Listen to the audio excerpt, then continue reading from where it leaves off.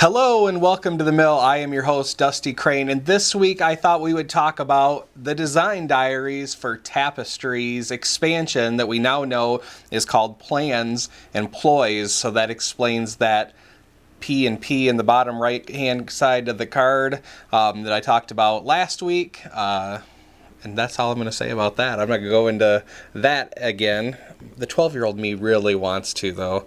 Well, let's go ahead and talk about those design diaries. The very first one that Jamie made available, he talked about the design goals for the expansion and what he was trying to set out to do with Plans Ploys. His bullet list was improved balance, more interaction between players, more ways to... I don't know if you heard that or not. My wife is taking pictures of the sleeping dog on the couch who always accompanies me. So just if you heard that, that's what that was. That's why I'm laughing, and I'm not going to cut this because it's fun. One of the things was more ways to get landmarks at higher player counts, more early game directions, what to do and when, landmarks with ongoing bonuses, and landmarks that fit better in the capital cities. And a lot of those are actually things that we've heard people actually say that that's something that they want. They want those landmarks to do something, and they're harder to get in higher player count. So let's go ahead and look at the second design diary to kind of see how maybe Jamie pulled that off. There's a new card in the game. It's called a landmark card, and that landmark card, and I'll share some pictures too. Everyone starts with one, and from what the design diary explains is that you aren't competing with anyone else to do it. It's just something that's yours. That's where that early game direction comes from, because one of the things it says is, get one of your tech cards up to the highest level and then you earn this. And each one of those landmark cards that appears has a different objective that gives you something to do while you're planning your overall strategy. But that's a landmark. You're not competing with anyone else. So even in a 5-player game where maybe those landmarks are a little bit harder to get, you have something. You're certainly not going to leave the game without a landmark if you want one. That is a cool thing.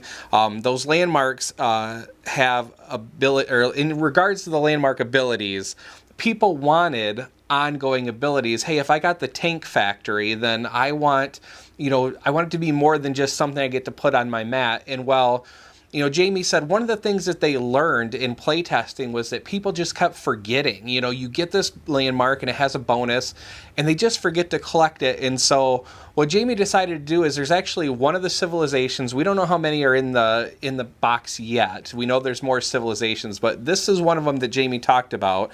It's the utilitarians. And what that does is it lists several landmarks, and it says, once you do this, gain this. Once you do this, gain that. And so you really, if you don't have all of those landmarks, and I don't think you can, because it's like you'd have to be going down all the different advancement tracks before anyone else. But if you have this, then this is a benefit you'll get and when. And so you can have that experience of, all right, the ongoing benefit of the landmarks. Now, one of the things that Jamie mentioned is, the people that played it were like, okay, cool, I had that experience. Maybe it wasn't what they expected, and I did it, and no, it's something I did. I don't need to keep doing it. I had the experience, and it's done with. So if you are one of those people that wanted one of those ongoing bonuses, this civilization will give you that experience. Let's go ahead and talk about the third design diary he put out there, putting the ploys in Plans and Ploys. We have a new kind of trap card, and I'll post some pictures of these too. But one of the ones that Jamie showed off is called Stolen Plans. And what that does is, if it's something you can play if someone tries to play a trap on you, you cancel their trap, but also you take one of their Tapestry cards. So you're like, no, you tried to take it from me. You tried to stop me from conquering. Not only am I canceling your trap, but I'm getting this thing from you. That's kind of a cool little twist. Something that it used to be just like, well, I know they have a trap card, I'm sure of it, so I'm not going to bother with this. Now you have a response to those trap cards. Another one was Retreat, and that one is if you're conquered and you can actually retreat, take your outpost and move it to an adjacent territory that you control. And then you gain a worker. Now, what this does is, even if you already have 2 outposts on that fits your home base, you're right next to it. Even if you have 2, you can retreat that outpost back. And what that does is, yes, you get the benefit, and of that action. You get the worker, but you also have the opportunity then, now it's just your opponent sitting on that territory. You can then conquer them and take that back. So I really like kind of the give and take there, the more player interaction, certainly in that regard, that gets you. Another thing that Jamie mentioned is one of the new civilizations is the advisors. And the way he described it is it's almost like this civilization is giving unsolicited advice. And so when, one of your opponents would take a Tapestry card, you can instead, it sounds, based on what I'm reading here, I believe this is the case, it sounds like instead of them being able to take a Tapestry card, you can go, no, wait, here, I got one, and pull one out of your hand and give it to them. And obviously it's going to be an option. You don't want to have to give up any of your cards you want to give. But it's kind of fun, when you're like, how many times have you ended up with a handful of Tapestry cards and like, this one's not going to work for me. I'm not even going to use this one.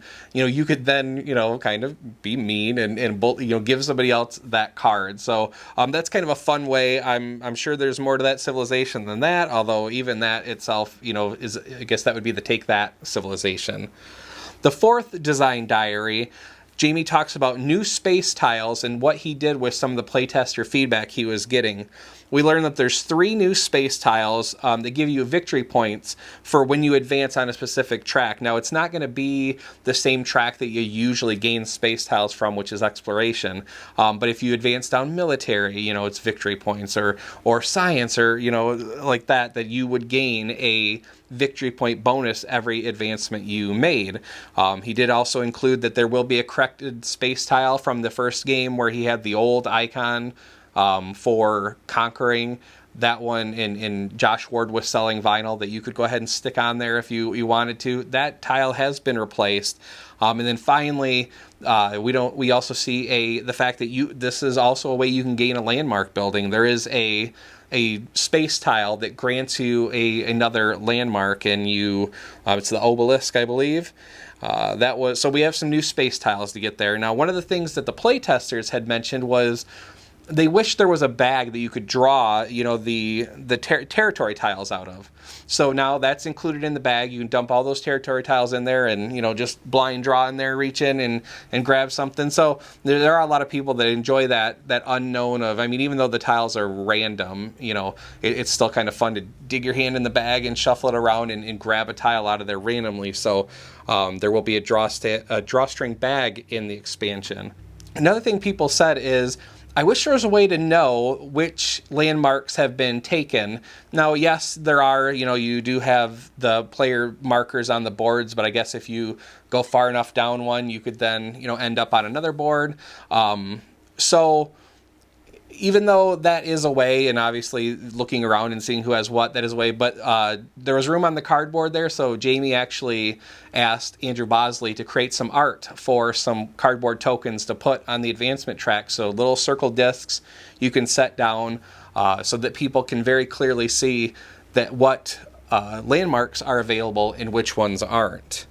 So that is the design diaries so far. Jamie's going to keep issuing them. I know that at the very least, Monday he's talking about something himself in terms of, I think he's going to actually disclose how many civilization mats there are. And then at some point here, I don't know if it's Tuesday or Wednesday, he's going to have Morton on, because there's actually something for the solo player in here. And, people are speculating on what that could be. The speculation, one of the things I heard was a campaign.